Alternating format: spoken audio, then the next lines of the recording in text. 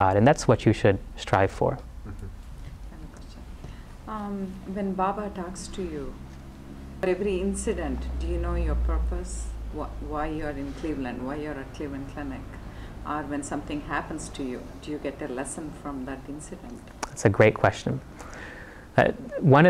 The question was, when something happens to you, do you know right away, or do you know what the incident is? And sometimes yes, sometimes no. This comes back to what we were talking about a little while ago when we were saying, sometimes we ask Swami something and we get an answer, but it doesn't work out right just the way we think that it should have. Yeah. Sometimes it's because we don't have the perception, or we don't have the perspective to understand his message. So for example, if my 5-year-old son asked me, "Dad, how does a computer work?" Well, I could kind of tell him, but he wouldn't quite really get it in just the way. Now, a higher answer would be, we simply don't have the perspective at that time. So let me give you a quick story, and then we'll end. So a couple of years ago, Swami said to me one day, he says, "Your sadhana is over. Do you want to come back to me now?" Now, years before this, Swami, I used to be in a state where I thought, "Bah, what this life? What's the purpose? I just want to merge into Swami. I don't want to go on anymore. I just want to merge myself back into Swami and enter back into that divine consciousness." So one day, during a very deep meditation, actually my life force started to leave my physical body. And as I was exiting, and Swami says, "Do you want to come back to me now?" This was in the mid-90s. And I said, "Swami, whatever your will." And I sank back into my body and continued on. Had I said yes, I assumed that I would have passed on and moved on.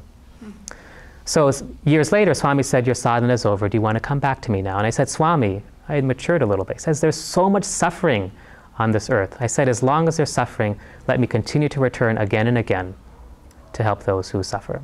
And so Swami said, "Okay."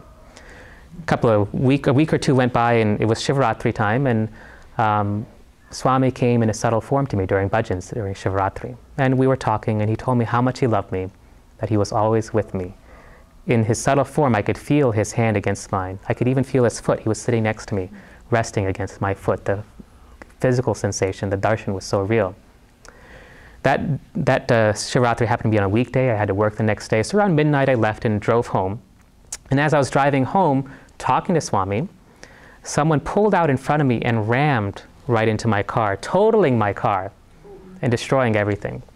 And so as I got out of the car, the other man got out and he said sorry. He was shivering like a leaf, and I was standing in front of my car, and I was just thinking, "Oh, I love you so much, this guy who just totaled my car." And eventually, the police came and brought me home and so forth, and my car was ruined. And I thought, "Swami, why did this happen? I was thinking about you at the time. Why did it have to happen like that?" And then I thought back to what he had said before. That was my exit point. I didn't have the perspective when it happened to understand that, but that was my way out. Had I said, "Yes, Swami, it's time for me to come back." So sometimes we get answers from Swami. We don't understand them at that time because we don't have quite the perspective yet. But over time, we'll begin to understand them. One more quick question. So when I tend to listen to my gut, my inner voice, and later on I find